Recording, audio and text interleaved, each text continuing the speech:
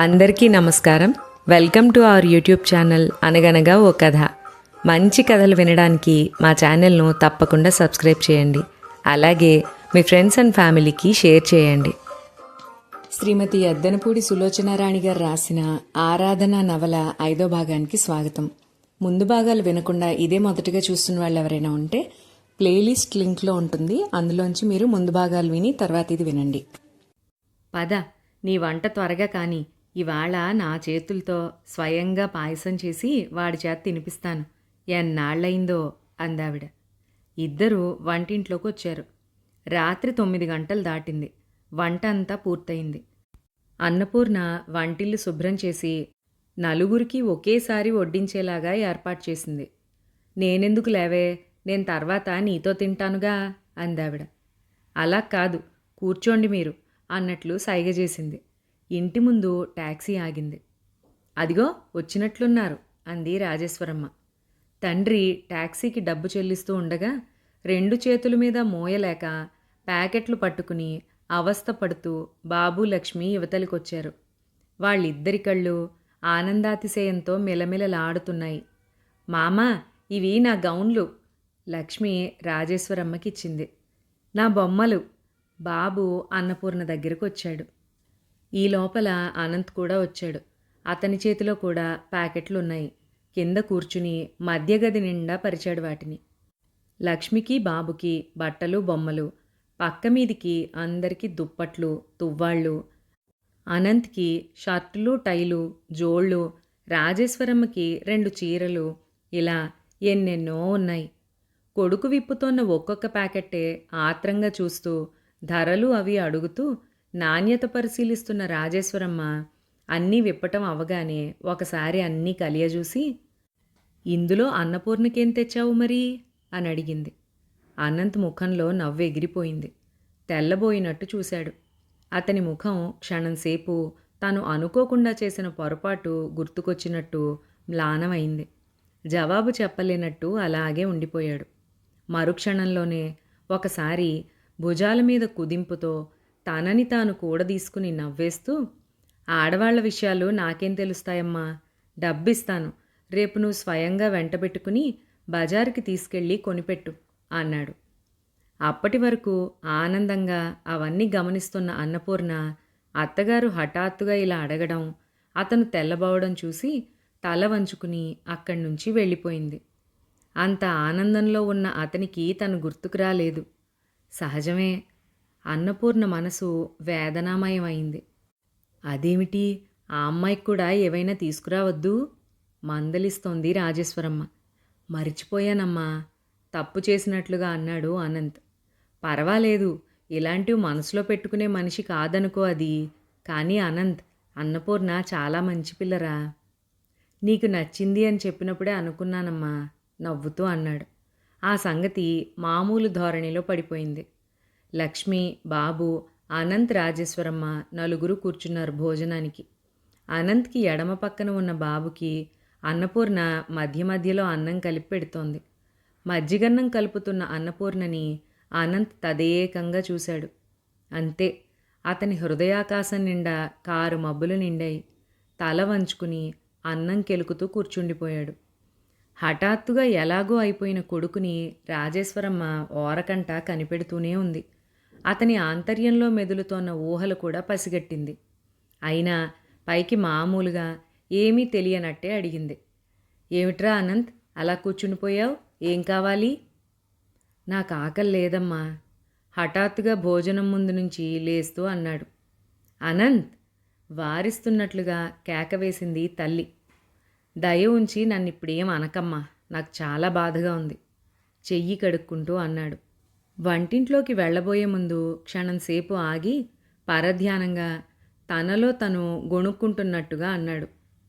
రాధ అంత తొందర ఎందుకు పడిందో నాకు ఇప్పటికీ అర్థం కావడం లేదమ్మా అంటూ వెళ్ళిపోయాడు. అతనితో పాటే రాజేశ్వరమ్మ వెళ్ళిపోయింది. తొందరెందుకు పడింది అంటే, నీ బతుకును నాశనం చేయడానికి. దౌర్భాగ్యురాలు, దాని జ్ఞాపకం నిన్ను వదిలే వరకు నువ్వు సుఖపడవు, మమ్మల్ని సుఖపెట్టవు కఠినంగా అంది రాజేశ్వరమ్మ. అన్నపూర్ణ కలతబారిన మనస్సుతో విగ్రహంలా నిలబడి చూడ్డం తప్ప ఇంకేమీ చేయలేకపోయింది. రాజేశ్వరమ్మకి ఆప్తురాలైన మంగమ్మ తిరుపతి, కాళహస్తి, కంచి మొదలైన పుణ్యక్షేత్రాలు తిరిగి రావడానికి వెళుతోంది. ఆవిడ చిన్న కొడుకు స్వయంగా వెంట తీసుకెళ్ళి అన్నీ చూపించబోతున్నాడు. నువ్వు నాతో రావమ్మా వదినా, 10 రోజుల పాటు అలా తిరిగి వద్దాం అంటూ ఆవిడ ఉబుసుపోక వచ్చిన రాజేశ్వరమ్మని బలవంతం చేసింది. నేనా? నేనొస్తే ఇల్లు వెళ్ళాలని మనసు పడిన ఉబలాటానికి కళ్ళెం వేస్తూ అంది రాజేశ్వరమ్మ. ఇల్లా? నీకు దగ్గర దగ్గర 60 ఏళ్ళొస్తున్నాయి. ఇంకా ముక్తి మోక్షం కోసం కృష్ణారామ అనుకోకుండా ఇల్లు వాకిలి అని భ్రమలు పెట్టుకుంటున్నావా? ఈ 10 రోజుల్లో నీ సంసారానికి ఏ ప్రమాదం రాదులే. నీ కోడలు నోట్లో నాలుకలేందైనా చాలా సమర్థురాలని వాడవాడంతా చెప్పుకుంటూనే ఉన్నారు. అందాక ఇల్లు అమ్మాయి చూసుకోలేదా? రేపు దేవుడొచ్చి రమ్మన్నప్పుడు ఏం చేస్తావు ఈ సంసారాన్ని? అంది మంగమ్మ. గంటసేపు వాదించి మంగమ్మ నచ్చజెప్పగా చివరికి రాజేశ్వరమ్మ బయలుదేరడానికి ఒప్పుకుని మాట ఇచ్చి వచ్చింది. సాయంత్రం కొడుకు అన్నం తింటున్నప్పుడు మెల్లగా తన ప్రయాణం గురించిన వార్త మంగమ్మ ఎలా పట్టుబడుతోన్నది అతని చెవిన వేసింది. ఆ మాట విన్న అనంత్ తెల్లబోయి చూశాడు. నువ్వా? నువ్వెళితే ఇక్కడెలా అమ్మా అన్నాడు. ఒక్క 10 రోజులే కదుట్రా, ఎలా ఏమిటి, కోడల్లేదా అంది. ఉందిలే అన్నట్టుగా అనంత్ తల తిప్పాడు. 10 రోజులని పేరే గాని ఎంతలో తిరిగొస్తాం అంది ఆవిడ తేలికగా. ఆ సమయంలో కొడుకు ముఖం చూస్తే అంగీకరిస్తాడని గాని ఈ ప్రయాణం అవుతుందని గాని ఏమాత్రం ఊహించలేదు. నువ్వు 10 రోజులని ఎంత తేలిగ్గా చెప్పేస్తున్నావమ్మా? 10 రోజులా? 10 గంటలు కాదు, 10 నిమిషాలు కూడా నేను నువ్వు లేకుండా గడపలేనన్న సంగతి నీకు తెలీదా? నిష్ఠూరంగా అన్నాడు అనంత్. రాజేశ్వరమ్మ ముఖం క్షణంసేపు పుత్రవాత్సల్యంతో దీప్తివంతమైన వెంటనే మళ్ళీ గంభీరంగా మారిపోయింది. రేపు నేను ఈ గుక్కెడ ప్రాణం వదిలేస్తే ఏం చేస్తావురా అంది నవ్వుతూ. అమ్మా! అనుకోకుండా వీపు మీద చెళ్ళుమని దెబ్బతిన్న మనిషిలాగా అరిచాడు అనంత్. ఊరుకో, ఏమిటా అరుపులు? ఎవరైనా వింటే నవ్విపోతారు. ఒకేసారి ఈ సత్యం భరించే కంటే ఇలా కాస్త కాస్త అలవాటు చేసుకుంటే సరి. ఈ మాటలన్నీ ఎలాగో అలాగా నా చేత అవుననిపించుకోవడానికేగా అమ్మా. నీకంత ఊళ్ళు చూడాలనుంటే ఆ హోటల్ పని అయిపోతే అందరం కలిసే వెళదాం. నీతో పెట్టుకుంటే అయినట్టే అని తల ఆడించింది ఆవిడ. ఆ ప్రసంగం ఆ రోజు ఆగిపోయింది. మర్నాడు ఉదయం అనంత్ కాఫీ తాగుతూ ఉండగా మళ్ళీ ప్రయాణం మాట కదిపింది రాజేశ్వరమ్మ. ఏరా, ఏమంటావ్? ఏమిటమ్మా? అదే నేను యాత్ర వెళ్లే సంగతి. అది నువ్వింకా మర్చిపోలేదమ్మా? చిరునవ్వుతో అన్నాడు అనంత్. నన్ను బొత్తిగా చిన్నపిల్లని చేసి మాట్లాడకురా, నా కొళ్ళు మండుతుంది. నిజంగా నీకంత వెళ్ళాలనుందా అమ్మా? నిజంగానే వెళ్ళాలనుంది. నువ్వు పంపించడానికి ఇష్టపడకపోతే నేను చేసేదేమీ లేదు. నా కర్మ అని సరిపెట్టుకుని ఊరుకుంటాను. నువ్వంత బాధపడద్దు. వెళ్ళమ్మా, ఎంత డబ్బు కావాలో చెప్పు. మధ్యాహ్నం మంగమ్మని అడిగి చెబుతాను. సరేనమ్మా. ఆదివారం నాడు ప్రయాణం నిశ్చయమైంది. రాజేశ్వరమ్మ గురువారం నుంచే కోడలికి అప్పగింతలు ప్రారంభించింది. ఇంట్లో ఏ విధంగా మసులుకోవాలో, ఆకతాయి లక్ష్మిని ఎలా దారికి తెచ్చుకోవాలో, అనంత్ అవసరాలను ఎలా కనిపెట్టి వాడు అడగకుండానే తీర్చాలో, ఇరుగు పొరుగుతో ఏ విధంగా సంచరించాలో ప్రతి చిన్న విషయం ఎంతో వివరంగా క్షుణ్ణంగా అన్నపూర్ణకి ఆవిడ పాఠంలాగా నేర్పసాగింది. అన్నపూర్ణకి అత్తగారి ప్రయాణ వార్త వినగానే గుండెల్లో రాయి పడింది. 10 రోజులు ఆ ఇంట్లో ఒంటరిగా ఉండాలంటే ఏదో దిగులు భయం కలుగుతున్నాయి. తనని కూడా వెంట తీసుకెళ్లమని అడగాలని ఎంతగానో అనిపించింది.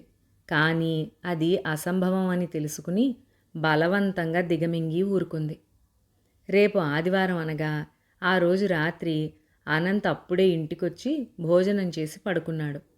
అత్త కోడళ్ళిద్దరూ కలిసి కూర్చుని భోజనం చేస్తున్నారు. రాజేశ్వరమ్మ హఠాత్తుగా జ్ఞాపకం వచ్చిన దానిలాగా కంఠం తగ్గించి అంది. అసలు సంగతి మర్చిపోయాను పూర్ణ. మీ పింతల్లికి నిన్న డబ్బు మనీ ఆర్డర్ చేయించాను. దాని రసీదు వస్తుంది. మన ఇంటికి రాదులే, మంగమ్మగారికి వస్తుంది. వాళ్ళ అమ్మాయి తీసుకొచ్చి ఇస్తుంది. అది మా వాడి కంట పడకుండా భద్రంగా ఆవకాయ జాడి వెనకాల దాచుంచు అంది. తన పిన్న తల్లికా? డబ్బా అన్నట్టు చూసింది అన్నపూర్ణ. రాజేశ్వరమ్మ పెదవుల మీద చిరునవ్వు కదిలింది. కళ్ళల్లో వాత్సల్యం తొంగి చూసింది.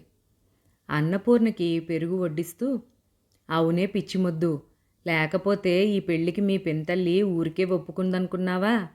1000 రూపాయలు పెట్టి ఆవిడ దగ్గర నుంచి నిన్ను నేను కొనుక్కున్నాను. ఈ మధ్య మరీ ఇబ్బందుల్లో ఉండటం వల్ల ఒక్కసారిగా ఇవ్వలేకపోయాను. ఇప్పటి వరకు అలాగే అప్పుడప్పుడు కాస్త కాస్తగా పంపింది 750 రూపాయలు అయ్యింది. ఇంకా 250 ఇవ్వాలి. ఈ సంగతి వాడికి తెలియదు. నువ్వు కూడా ఎప్పుడూ ఎవరి దగ్గర ఈ మాట అనకూడదు. చివరికి మీ బాబాయ్తో అయినా సరే. ఇలాంటి విషయాలు మగవాళ్ళకి అర్థమై చావవు. అన్నపూర్ణ కళ్ళు పెద్దవి చేసి కొత్త విషయం వింటున్న దానిలాగా చూడసాగింది. తన పినతల్లి 1000 రూపాయల కోసం తనకి పెళ్లి చేసిందా? ఇది నిజమేనా? ఆమె ముఖంలో ఆశ్చర్యం కనిపెట్టిన రాజేశ్వరమ్మ నవ్వులాటగా తేల్చివేయడానికని ప్రయత్నిస్తూ ఇలా అంది. ముష్టి 1000 రూపాయలు, 1,00,000 రూపాయలు పెడితే మాత్రం నీలాంటి పిల్ల నాకు దొరుకుతుందిటే. అన్నపూర్ణకి ఆ తర్వాత మింగుడు పడలేదు. అయితే అత్తగారు అప్పుడప్పుడు ఇంటి ఖర్చులకనిచ్చిన డబ్బుల్లోంచి వాళ్ళకివ్వాలి, వీళ్ళకివ్వాలి, ఆ పూజ చెయ్యాలి, ఈరోజు ఈ దానం చెయ్యాలి అంటూ తన పీకల మీదకి తెచ్చి పాతిక పరక తీసుకుని చేసిన పని ఇదన్నమాట. తనకి చాలాసార్లు ఆవిడ ఈ డబ్బు ఏం చేస్తుందా అన్న అనుమానం వచ్చి కూడా అడగలేక ఊరుకుంది. తనని ఈ విధంగా సంతలో గొడ్డులాగా అమ్మడానికి తన పెంతల్లికి ఏం అధికారం ఉంది? చిన్నప్పుడు తల్లి తండ్రి పోయి తన పంచన చేరితే ఉన్న తృణమో పణమో తనే మింగింది. పైపెచ్చు గొడ్డు చేత చేయించుకున్నట్టు చాకిరీ చేయించుకుంది. తనకి కాక ఊళ్ళో వాళ్ళందరికీ చేయించింది. పైగా తన తల్లి బంగారం ఉంటే అది తనే తీసుకుంది. ఇలాంటి మనిషిని ఏమనాలి? అన్నపూర్ణ హృదయం రోషావేశాలతో కుతకుతలాడిపోయింది. ఆ రాత్రి రాజేశ్వరమ్మ పిల్లలిద్దరిని దగ్గర కూర్చోపెట్టుకుని తాను ఊరు వెళ్తున్నానని, ఊరి నుంచి రకరకాల బొమ్మలు పెద్ద బుట్ట నిండా తెస్తానని, ఈ లోపల తాను లేనప్పుడు పిన్ని చెప్పిన మాట ఎవరు వింటే వాళ్ళకిస్తానని ఆశలు పెట్టింది. లక్ష్మీబాబు నేనంటే నేనని వాగ్దానాలు చేశారు. అత్తగారి ఇంట్లో లేదన్న సాహసంతో అన్నపూర్ణ ఇన్నాళ్లకి పింతండ్రికి ఉత్తరం రాయడానికని కూర్చుంది.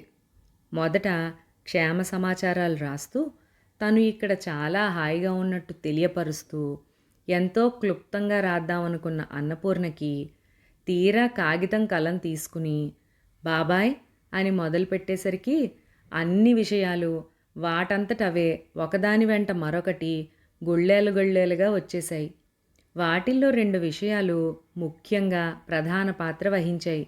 ఒకటి, లక్ష్మి పసి మనసులో తన పట్ల అకారణంగా ద్వేషం ఏర్పడిందని, దాన్ని రూపుమాపటానికి తనేం చేయాలో తెలుపమని. రెండోది, అనంత్ జీవితం నిండా, అతని ఆలోచనల నిండా అణువణువున ఆక్రమించుకుని ఉన్న బాధ తొలగి అతని హృదయంలో ఏ చిన్న మూలైనా సరే, అది ఎంత చిన్న చోటైనా సరే తనకి ప్రవేశం కలగాలనే తహతహ తనకెందుకు ఏర్పడిందో తనకే తెలియడం లేదని. ఉత్తరం చివర తన మనసులోని ఘర్షణ ఇలా రాసింది అన్నపూర్ణ.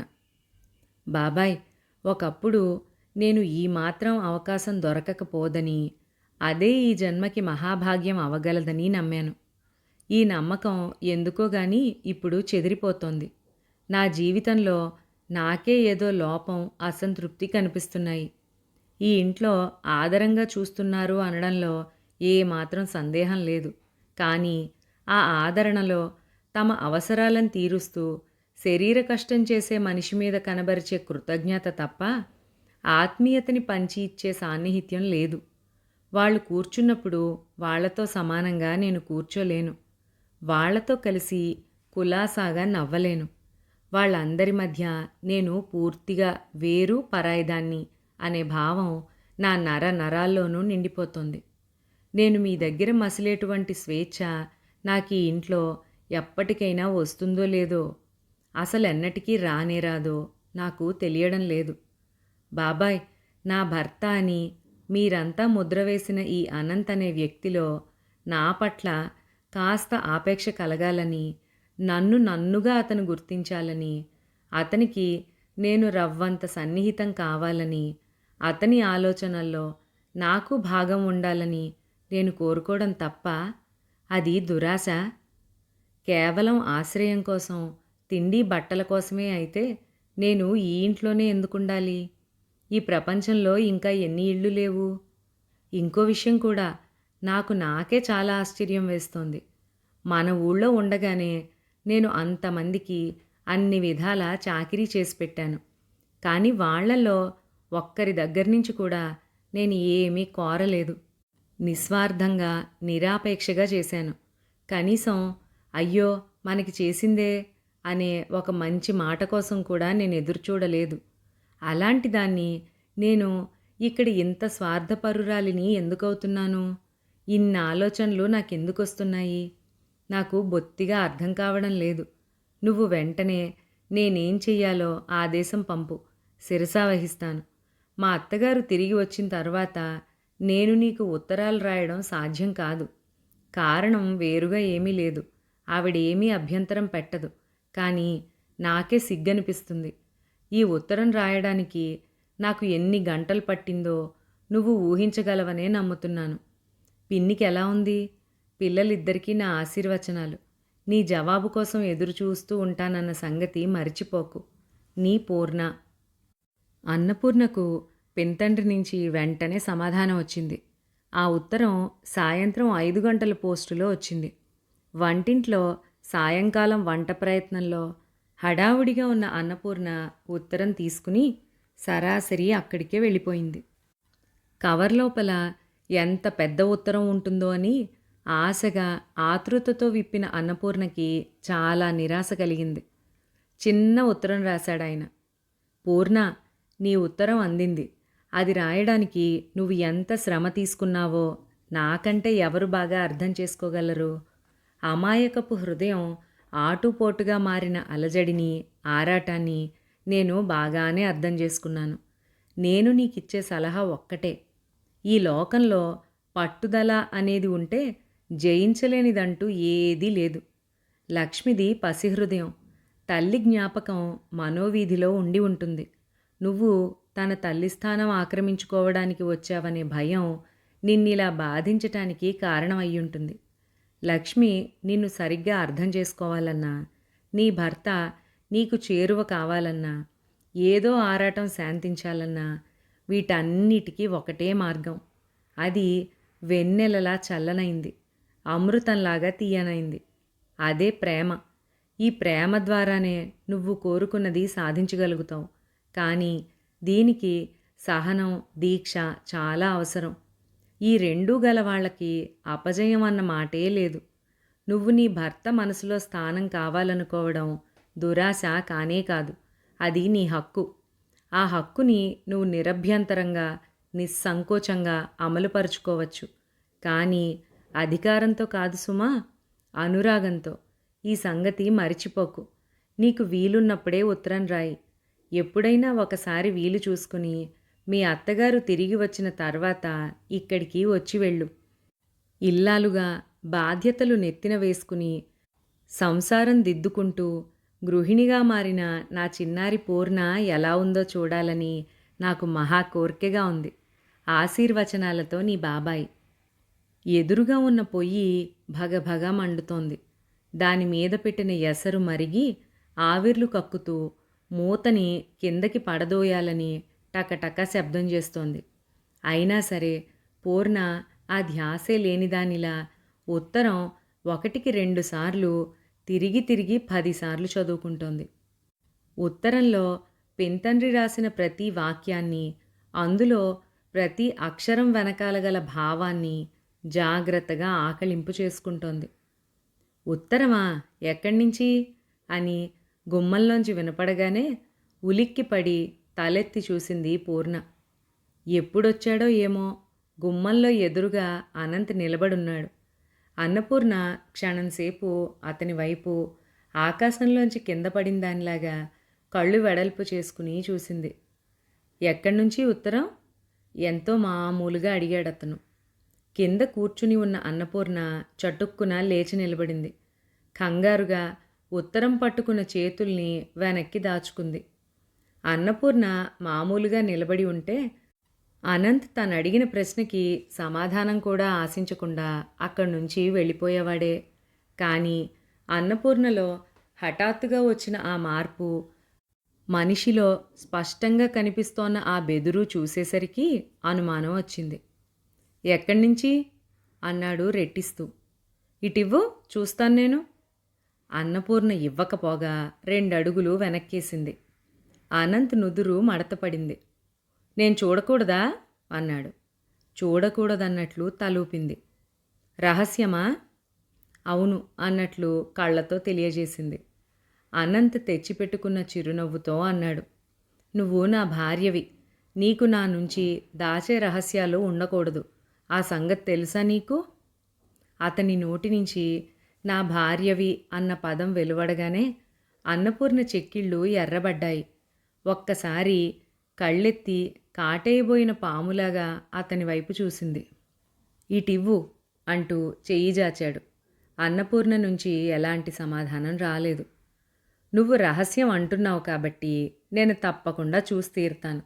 నా ఇంట్లో నాకు తెలియని రహస్యాలు ఉండకూడదు. అనంత్ గుమ్మం దాటి లోపలికొచ్చాడు. అన్నపూర్ణ చప్పున వెనక్కి తగ్గింది. నేనింతవరకు నువ్వు చాలా మంచమ్మాయివనే అనుకుంటున్నాను. ఈ రోజుతో నా అభిప్రాయం మారింది. నవ్వుతూ దగ్గరగా రాకముందే అన్నపూర్ణ చటుక్కున వంగి చేతిలో ఉత్తరాన్ని మండుతున్న పొయ్యిలో విసిరేసింది. అరే ఏమిటా పని? అనంత్ చప్పున వంగబోయాడు. అన్నపూర్ణ బలంగా అతని చేతిని తన 2 చేతులతో పెనవేసి ఆపి ఆ ఉత్తరం అందకుండా చేసింది. అతను చూస్తూ ఉండగానే నిమిషంలో అన్నపూర్ణ రహస్యాన్ని అగ్నిదేవుడు స్వాహా చేసి తన కడుపులో దాచుకున్నాడు. అనంత్ నిశ్చేష్టుడై చూశాడు. అతని ముఖం కఠినంగా క్రోధంగా మారిపోయింది. అన్నపూర్ణ మెల్లగా అతని చేతిని వదిలేసింది. ఎందుకు అలా చేశావు? నిదానంగా అడిగాడు. అన్నపూర్ణ సమాధానం చెప్పకుండా తల వంచుకుని పైట కొంగు ఉండచుడుతూ నిలబడింది. ఆ రహస్యమేదో ఇవాళ దాచగలిగావు, కానీ ఎల్లకాలం నా నుంచి నువ్వు దాచలేవు. ఇంకోసారి అలా చేస్తే... అనంత్ చెయ్యి విసురుగా పైకి లేచింది. తన చెంప మీద పడబోతోన్న దెబ్బని తప్పించుకోవటానికి అన్నట్లుగా అన్నపూర్ణ తల పక్కకి తిప్పి కళ్ళు గట్టిగా మూసుకుంది. ఆ తిప్పిన మూతి, మూతపడ్డ కళ్ళు చూసేసరికి అనంత్ చెయ్యి దానంతట అదే కిందకి వాలిపోయింది. హఠాత్తుగా అతని వివేకం మేల్కొంది. కొట్టడానికి ఎవరితను? ఏం అధికారం ఉంది? అమ్మ కోసం, ఇంటి కోసం, పిల్లల కోసం బలవంతంగా ఆ కంఠానికి తాళి కట్టానే తప్ప అన్నపూర్ణ వచ్చి ఇన్ని నెలలైనా ఒక్కనాడు కూడా తను భార్య అనే దృష్టితో చూడలేదు. ఆ అమ్మాయికి రహస్యాలు ఉంటే ఉండని, ఎందుకున్నాయి అని అడిగే హక్కు గాని, అదేమిటో తెలుసుకోవాలనే అధికారం గాని తనకి లేనేలేవు. ఇలాంటి ఆలోచనలు ఒకదాని వెనక మరొకటి తరుముకు రాగానే అతని కోపం ఊదేసిన దీపంలా చల్లారిపోయింది. ఎత్తిన చేతిని దించినవాడు నన్ను క్షమించు అన్నట్లుగా గొణిగి గిరుక్కున వెనక్కి తిరిగి అక్కడి నుంచి వెళ్ళిపోయాడు. అన్నపూర్ణ తెల్లబోతూ చూడసాగింది. అయ్యయ్యో, ఏం పని చేశావురా బాబూ? ఇలాగైనా చేసేది? పప్పుల్లో నీళ్లు పోస్తారుట్రా వెధవా, అంతా పాడైపోలేదు. వంటింట్లోంచి లక్ష్మి పెడుతోన్న కేకలకి ముందు గదిలో అనంత్ వస్తువులు సర్దుతోన్న అన్నపూర్ణ చేతిలో పని వదిలేసి చటుక్కున వంటింటి వైపు పరిగెత్తుకొచ్చింది. లక్ష్మి బాబుని రెక్కపట్టి యువతలికి లాక్కొచ్చి వాడి వీపు మీద ఒక్కటేసింది. ఆరిందలాగా కళ్ళెర్రజేస్తూ, దొంగ వెధవా, రోజురోజుకి నీ అల్లరి ఎక్కువైపోతోంది, పిచ్చివేషాలు నువ్వును అంది. అన్నపూర్ణ లోపలికెళ్ళింది. ఆ రోజు ఇంట్లో నెలకి సరిపడా సరుకులు తెచ్చింది. కందిపప్పు ఇప్పుడు తెచ్చింది. ఇంత క్రితం ఇంట్లో ఉన్నది కలిపి 4-5 సేర్లకి పైనే ఉంది. పప్పు నిండా రాళ్లే. ఏకంగా అదంతా బాగుచేసి పైన పెడదామని అనుకున్న అన్నపూర్ణ ఒక గిన్నెలో పోసి తలుపు పక్క మూలగా పెట్టింది. ఉదయం త్వరగా వంట పని ముగించుకుని బజారుకు వెళ్ళి రావడంతో అనంత్ గది సర్దటానికి వీలవ్వలేదు. మళ్ళీ అతను భోజనానికి వచ్చేస్తాడు. గబగబా గదంతా నీటుగా సర్ది ఊడ్చి చెత్త పారబోసొచ్చే లోపల బాబు ఈ పని చేశాడు. భోజనాల గదిలో కూర్చుని కాపీ రాస్తోన్న లక్ష్మి మంచినీళ్ల కోసం వంటింట్లోకి వచ్చేసరికి బాబు చెంబుతో నీళ్లెత్తి పప్పులో పోస్తున్నాడు. లక్ష్మి వెంటనే వాణ్ణి కసిరి చెయ్యి పట్టుకుని గుంజి యువతలకు లాక్కొచ్చింది. నేనేం చేశానేంటి? పప్పు కడుగుతున్నాను అంతేగా. లక్ష్మి అరుపులతో బెదిరిపోయిన బాబు ఓ మూలగా వెళ్ళి నోట్లో వేలేసుకుని నిలబడి బెదురు చూపులు చూస్తూ అన్నాడు. చిన్న పిల్లాడు, పసిమనసు, వాడికేం తెలుస్తుంది? వాడున్నాడనే సంగతి మర్చిపోయి కిందకి అందేలా పెట్టడం తందే తప్పు. అన్నపూర్ణ ఉసూరుమంటూ పప్పు గిన్నెలో నీళ్లొంచి పప్పంతా చేటలోకి తీసుకుని ఒక గుడ్డ తీసుకుని పైన డాబా మీదకి వెళ్ళింది. డాబా మీదైతే ఎండ గాలి ధారాళంగా వస్తాయి. చప్పున ఎండుతుంది. బాబుకి అందే అవకాశం ఉండదు. పిన్ని ముఖ కవళికలని బట్టి తన మీద బాగా కోపం వచ్చిందని అర్థం చేసుకున్న బాబు ఆమె దగ్గరకొచ్చి కొంగు పట్టుకున్నాడు. వెనకాల పైకొచ్చాడు. ఆమె 1-2 సార్లు వదిలించుకోవాలని చూసింది కానీ సాధ్యం కాలేదు. ఆమె వెంటే పైకెడుతోన్న బాబుని చూస్తూ లక్ష్మి అంది. దొంగ వెధవా, నాన్నని రాని, చెప్పకపోతే చూడు. అన్నపూర్ణ చప్పున లక్ష్మి వైపు తిరిగి అలా చెయ్యొద్దు అన్నట్టు చూసింది. లక్ష్మి నిర్లక్ష్యంగా చూసింది. మధ్య నీదేమిటి?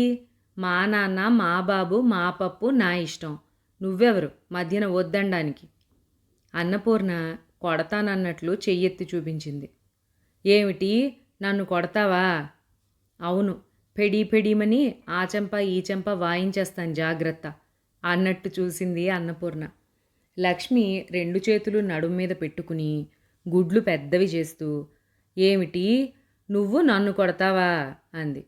అవును అన్నట్లు తలూపిన అన్నపూర్ణ లక్ష్మి ముఖంలో ఆశ్చర్యం, కోపం చూసి రాబోతోన్న నవ్వు దాచుకోవడానికి మొహం చటుక్కున పక్కకి తిప్పుకుని పైకి వెళ్ళసాగింది. బాబు పిన్ని పిన్ని అంటూ కొంగు వదలకుండా పైకి వస్తున్నాడు. కొడుతుందట. ఓసి ముంగి మొహందానా, మా మామ నాన్న లేరని తెలిసి ఇలా అంటున్నావా? నాన్న రాని, నీ పని చెప్పకపోతే చూడు. కింద నుంచి లక్ష్మి అరుస్తోంది. అన్నపూర్ణ లక్ష్మి కేకలకి బాధపడలేదు, చిరాకు పడలేదు. అప్పుడప్పుడు లక్ష్మి చేత అలా వాగించటం అన్నపూర్ణకి ఓ సరదా అయిపోయింది. ఇంత చిన్న వయసులోనే ఇంత గడసరి, పెద్దయితే అమ్మో ఊళ్ళేలేస్తుంది అనుకునేది అన్నపూర్ణ. పైన డాబా మీద గుడ్డ పరిచి చాటలో పప్పు దానిమీద ఆరబోసి వేళ్లతో ఆరదీస్తోంది అన్నపూర్ణ. పిన్ని, నాతో మాట్లాడవా? నేనింకెప్పుడు చెయ్యనుగా అన్నపూర్ణ కొంగుపట్టి లాగుతూ అన్నాడు బాబు.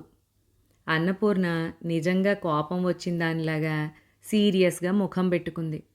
పప్పు ఆరబెట్టడం అయిపోయిన తర్వాత కిందకి దిగొచ్చేటప్పుడు తల తిప్పి ఒకసారి వీధి గుమ్మం వైపు చూసింది అన్నపూర్ణ.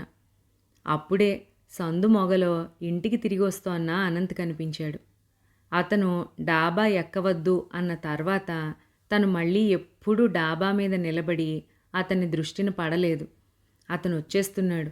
ఇంకా కాఫీ డికాషన్ తీయలేదు. అది జ్ఞాపకం రాగానే గబగబా కిందకి దిగి రాబోయింది. పిన్ని పిన్ని అంటూ కొంగు పట్టుకుని లాగాడు బాబు. అన్నపూర్ణ వంగి వాడి చేతిలోంచి పమిట కొంగును బలవంతంగా లాక్కుంది. 4-5 మెట్లు కూడా దిగకుండానే పైనుంచి దిగుతున్న బాబు కెవ్వుమన్నాడు.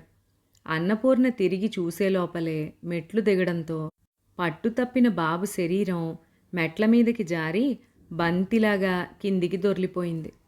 కెవ్వుమన్న వికృతపు కేకతో అన్నపూర్ణ ఒక్కంగకి 2 మెట్ల చొప్పున దిగుతూ కిందకొచ్చి మెరుపులాగా బాబును 2 చేతులతో పైకెత్తి గుండెలకి హత్తుకుంది. ఇంట్లోంచి లక్ష్మి కూడా పరిగెత్తుకొచ్చింది. ఏమిటి, ఏమైంది, బాబుకి ఏమైంది అంటూ ఆమె దగ్గరగా వచ్చింది. బాబుకి ముక్కు మీద పై పెదవి మీద బలంగా గాయం తగిలినట్టుంది. బొటబొట రక్తం కారుతోంది. భయంతోనో లేక బలంగా తగలడం వల్లో బాబు శరీరంలో చైతన్యం లేదు. అన్నపూర్ణ ఇంట్లోకొచ్చి గబగబా అల్మారాలో ఉన్న పౌడర్ డబ్బా తీసుకుని బాబు మొహం నిండా పొయ్యసాగింది. అదే సమయంలో వీధి తలుపులు తెరుచుకున్నాయి. అనంత్ లోపలికొచ్చాడు. అతన్ని చూడగానే నాన్నా అంటూ లక్ష్మి ఎదురెళ్ళింది. నాన్నా, బాబు చచ్చిపోయాడు. పిన్ని మేడ మీద నుంచి తోసేసింది ఏడుస్తూ అనేసింది లక్ష్మి. బాబు మాటా పలుకు లేకుండా పిన్ని చేతుల్లో వేళ్లాడటం చూసేసరికి లక్ష్మికి భయంతో మతిపోయింది. బాబూ!